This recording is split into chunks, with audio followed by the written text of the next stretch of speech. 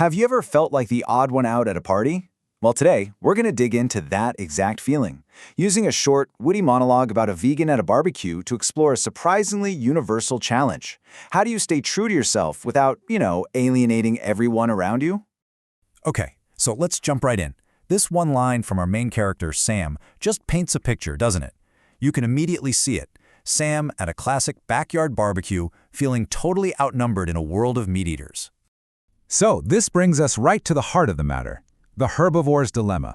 And as we're about to see, this is about way more than what's on your plate. It's really about your principles. So, meet Sam. Sam's a dedicated vegan, and the mission today is pretty simple, right? Go to the new neighbor's barbecue, be friendly, make a good impression, connect a little. But then there's the menu, and it is a very smoky, very meaty obstacle. And yeah, there's a name for this whole thing. We're calling it the herbivore's dilemma. It's that tricky social spot you find yourself in, trying to balance what you believe in with just wanting to fit in. And let's be real, most of us have been there, even if it wasn't about a veggie burger. Now, let's watch how this actually plays out in real time. How does Sam navigate this, let's call it a social minefield of well-meaning but super awkward encounters? First up, Sam meets Joe, the grill master. He means well, of course, but his comment is just the perfect example of a friendly gesture that totally, completely misses the mark. And this line, it's just brilliant. It perfectly captures that internal reaction. On the outside, you've got the polite social laugh, but on the inside, total frustration. It's that social mask we all have to put on from time to time. And the questions, they just don't stop. When a curious kid asks if being a vegan means you eat grass, it just highlights that constant, kind of exhausting need to explain and justify a personal choice, especially when it goes against the grain. So you see, the crucial point here isn't really the comments from other people. The real challenge, the real drama, is the internal conflict that Sam is going through, what we're calling the delicate dance. And that's exactly what Sam calls it, a delicate dance. It's not just about the food. It's about those tiny moments where you're trying to juggle these deeply held beliefs with the very human need for, social survival. This visual just lays it all out, doesn't it?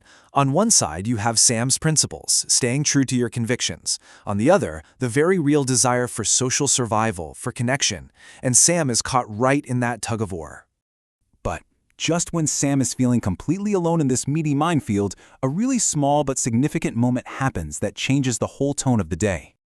And there she is, Linda, from across the street. She gives Sam that knowing nod. It's this silent little signal, this moment of shared understanding that just says, hey, I get it. That tiny gesture is so powerful. It represents the possibility of real connection. It's a reminder that even when you feel totally alone in a crowd, you might not be. An ally could be just a celery stick away. So where does all this lead?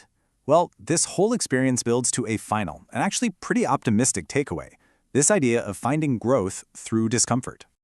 Sam comes to realize that these awkward, uncomfortable moments, they aren't just things you have to endure. They're actually valuable opportunities that push you to grow, to engage with people, and to explain the why behind what you do. So the takeaways from Sam's experience are pretty clear. Number 1, discomfort can actually lead to growth. 2, stay true to yourself. 3, find that balance between standing out and fitting in. And finally, number 4, celebrate just getting through it. And this final toast just brings the whole journey full circle. It perfectly captures Sam's shift from feeling like an isolated lone herbivore to really embracing a place of self-acceptance. So Sam's story leaves us with a final thought, something to reflect on in our own lives. When have your principles been put to the test in a social situation? It's a question worth thinking about long after the barbecue is over.